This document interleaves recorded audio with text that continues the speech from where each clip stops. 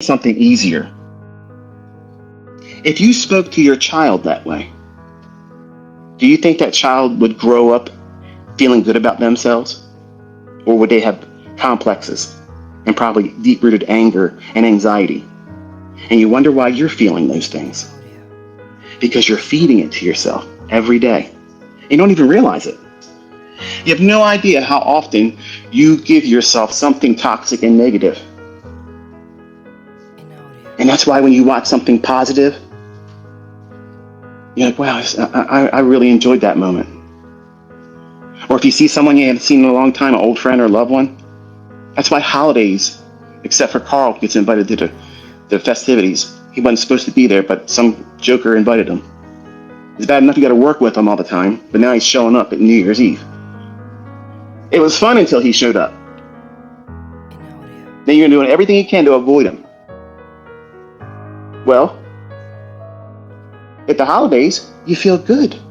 Why? Because your attention's taken off of all the negative things about yourself, and then what do?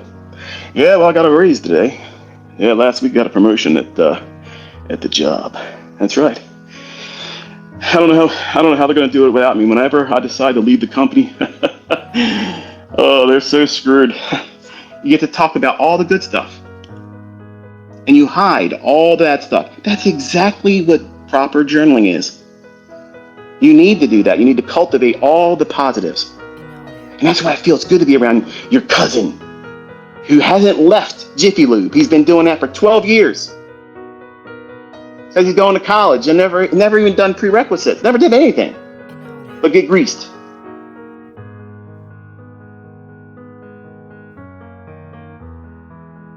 You have to guard yourself. And the processes that you're going to go through is a refinement. And it's painful because it's not immediate gratification. It's not a right now delivery of what you want. It has to be deferred. And for a lot of folks, and it's really hard for young people today. And I understand because they have been socially engineered to expect everything given to them. Everything should be given to you for nothing and no adversity. It should be easy. And you have this entitlement mindset and a short attention span that's been cultivated by TikTok or YouTube shorts that are very small in duration. And you think, man, why is this guy ICT got to be so long-winded? Because I am an old man that learned how to do this the right way. Roll your sleeves up, put real effort behind it, keep your nose to the grind, and want all the details. You want to know everything. You don't just want to know, well, I want to look like I know what I'm talking about. I want to sound like I know what I'm talking about. And for years, we've watched other people do that with my content. Mitigation here. Here, you see this order block was mitigated. Order blocks don't get mitigated. Mitigation this and mitigation that. They want to talk the lingo. The point of interest. Look at this point of interest. These are all out of my videos, bro. That's all my stuff. The vocabulary of all these individuals out there that have odds against me are going to have odds against you. But they're studying right along with you, like good little scribes. They're just doing it in silence, thinking they're going to get away with it. But as soon as they start talking, the vocabulary exposes them. It's fun, actually. It's a really amazing psychological experiment to go through all of the mentors, and you'll see it annotated in their charts, or you'll hear them say it verbally, audibly. They're in the same classroom as you right now. And they may not be here where you can see them because you can do a little anonymous slide. They're all listening anonymously. But I know you're here. And I'm glad that you're here. I'm not trying to poke fun at you. Because you're going to learn things that you can teach my students through you, because they're not your students, they're mine. And I care about them more than you do. And since I know what I'm talking about, I'm going to use you as a conduit to reach them. The worst thing you can do is twist what I'm teaching today, or anything that I teach, and take it out of context or try to embellish it with your own little bullshit. Because you're reducing its purest form, and you're muddying up. This DNA in trading logic is superior. Anything less than this is substandard. We don't have Neanderthal in this, okay? It's always important to start off on the right foot. It's always a bad decision to invite other people's opinion about everything you're involving yourself with in the beginning. We want our friends and our family to encourage us. Why? The same reason why I did as a 20-year-old. I lost my grandfather. I lost that father figure. He wouldn't have lavished me, would say, "Oh, son, you're going to do so good. I can't wait to see." He wouldn't have done that. He's an old man, old Navy man. He would have been like, "Just do your best." I said, "Okay, well, I'm going to live up to that. I'm going to live up to that, Pop. I'm going to do that. I'm going to do everything I can to make this man acknowledge that I have impressed him." So when it was taken from me when he died of cancer, I had a void. And I've carried it in my entire life. At 52 years old, I still can't fill that void. And God fills it a lot. But there's still this little itch that I can't satisfy because I can't see his face look at me. And you have that same experience when you first start to do something that's monumental. Feet. You want to accomplish something. You want to lose weight. You want to get in better shape. And what do? We turn to our spouse, our significant other, our friends, and our family members. "Yeah, I think I'm going to start this program." "Oh, you don't bother, man. Don't waste your time." That's the first thing that's coming out of their mouth. And if they're not spurting it out, they're thinking it. Because you can watch it on their face. They're thinking, "Yeah, well, we'll see." We're going to see, buddy. We're going to see. But that's not what you want. You don't want that. You want them to say, "You know what? That is awesome. You know what? Could you tell me a little bit about that? Because I would like to do that too." That's the response you're looking for. That's the response. You want people to get excited about what you're interested in, but you're not excited about, but you absolutely fucking gotta be excited. Like, you gotta love it. You gotta look at yourself and say, "You know what? Right now, I don't have it. I don't have it right now, but damn it, I'm gonna get it."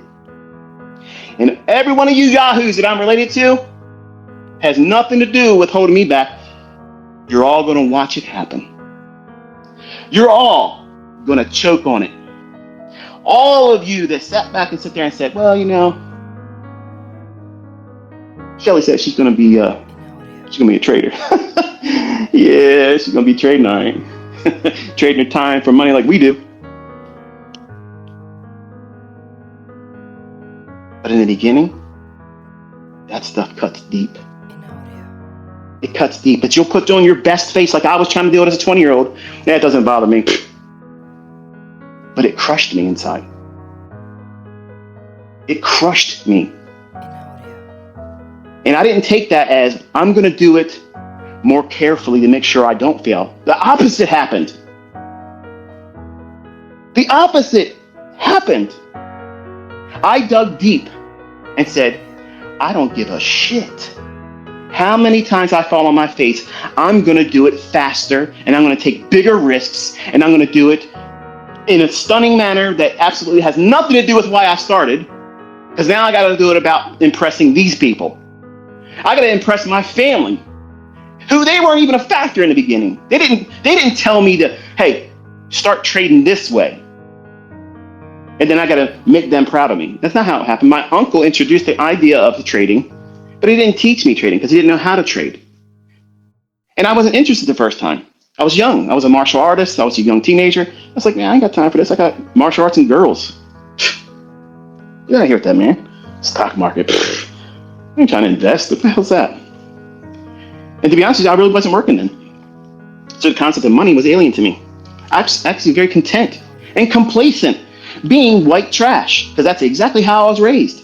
If you look at how I live today and how I raised my family and how I was raised, I was the epitome of white trash. I grew up in a neighborhood that was trash with people that were uneducated. The highest graduating average mean was 6th grade. My mother quit school in 6th grade. The only person in my family prior to me that were blood relatives that ever graduated was my aunt. Think about that. That's the pedigree I come from. Yeah. I'm as blue collar as you can get, baby. And I have the same problems that you're going to invite. If you're not careful, you're going to invite all of the opinions of other people that don't fucking matter. You're leaning on these people to encourage you. They didn't give you the idea. They didn't give you the first spark. The whole point of you even considering it, it never stemmed from them. So why on earth would you invite them to give you their opinion when they're working for money, in debt, paycheck to paycheck, hating fucking life, and looking for any exit ramp to get out of the relationship because they hate the person they're married to or living with? And these are the people you're going to on social media too. The worst part is you're not even fucking related to these people. You're not even related to them. You willfully go in there and say, hey, what do you think about this? Who gives a fuck what they think? Who gives a fuck what these people that don't do well or better than you, who gives a shit what they think? And when you take a step back and you think about it like this, you know what? Why the hell am I doing that? Right, that's the question I'm asking. Why are all of you doing that? Because you're hoping, just like I did as a 20-year-old, that everything I was putting myself through or aspiring to be successful in, that my own family, you would think, right? My own family would be like, you know what? Michael, out of everybody in our family, if anybody was ever going to do well in this, it's you, buddy. I can see you doing it. Like, I can literally see you up there doing everything you're claiming you're going to learn how to be able to do. I can see that. That's exciting. Can I learn that too? That's what I wanted to hear. If I would have heard that, I probably would have done so much better in the beginning. I wouldn't have taken ridiculous fucking risks and blew my accounts because I'm trying to show them they're wrong. And the only thing I was doing was proving they were right. Think about it. You're doing the same stuff. Mostly the men. Women might be closeted because they still want to talk to their girlfriends. They want to talk to their closest cousin. Okay? Like my wife, she has a cousin. They say that they were like twins when they were younger. I don't see it because I would have never messed around with the other girl.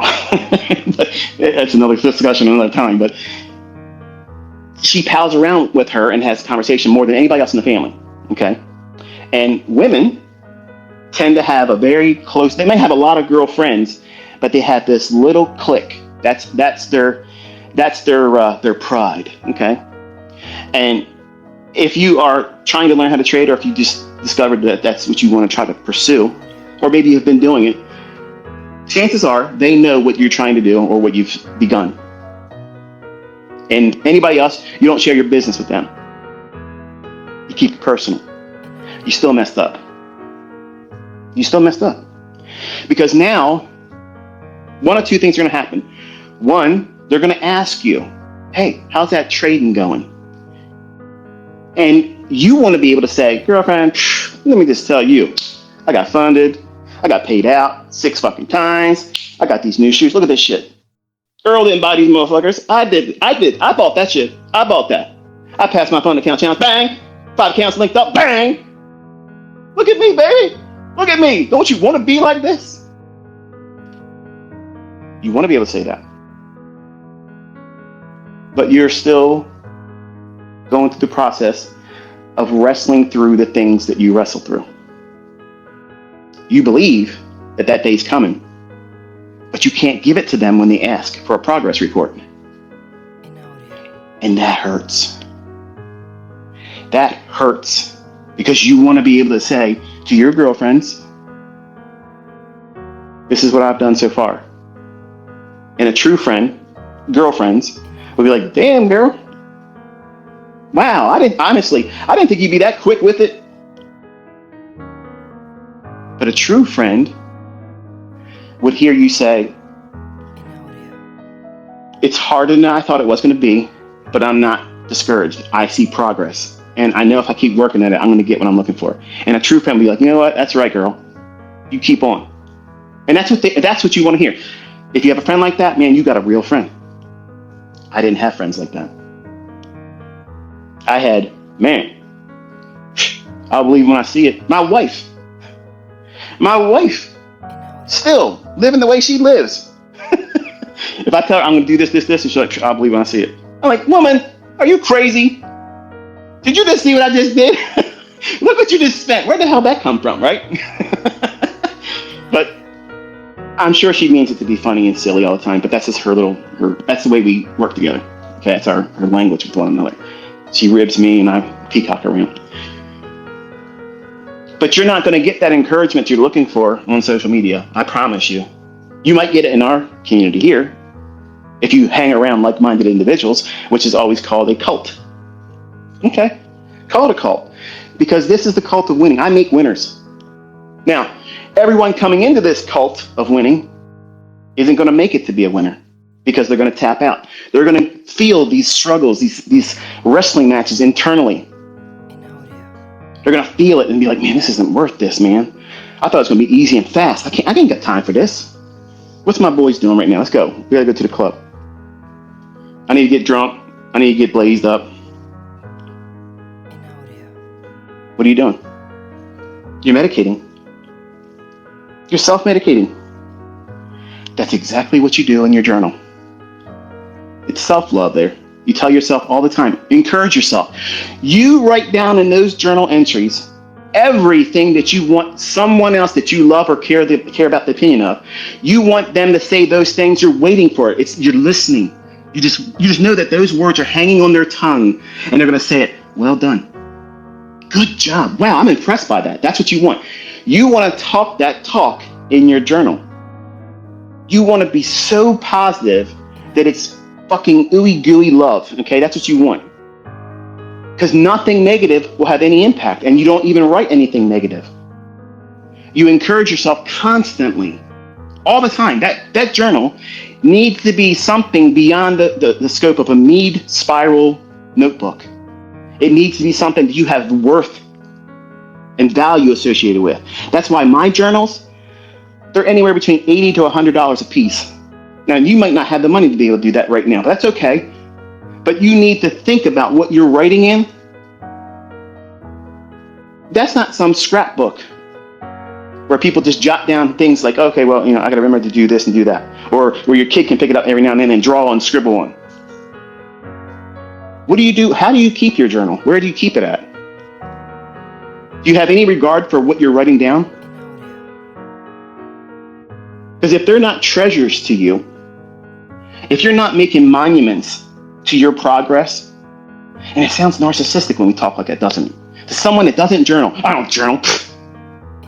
That's a fucking clown talking like that. That's somebody that is literally planning to fail or never being successful. And there's a lot of people in this industry that are idiots, and they're monetized and they're rewarded, but not for the basis of the ability to trade.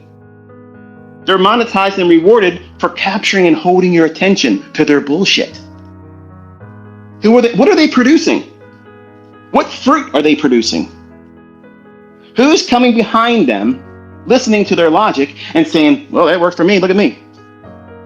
I don't work anymore. I did what this goober is saying. It's very little of that going on. Very little of that. Here, we have those receipts. We have those people. We have them both in female and in male. We have them in older people and younger people. We have them in teenagers that haven't even got to 21 yet. And we have people in their 60s reporting that they're so thankful that they were given this opportunity. And it's a tearjerker for me when I hear things like that, because I look around and it's expensive as a fuck right now. It's so expensive. And I got lots of money and I still look at this grocery bill and I'm like, how the hell are people making it? Like, how are you all doing it? Leave comments if you feel open to do so. It's a struggle. And until you decide to make changes and refine your future self, you got to filter out all the negative stuff. That doesn't mean you can't acknowledge, like I just did here, saying, man, it's expensive. Acknowledge that. That needs to inspire your willingness to stick to it, because you think it's just going to get cheaper. Do you honestly think things are going to be cheaper 2 years from now? No, they're not.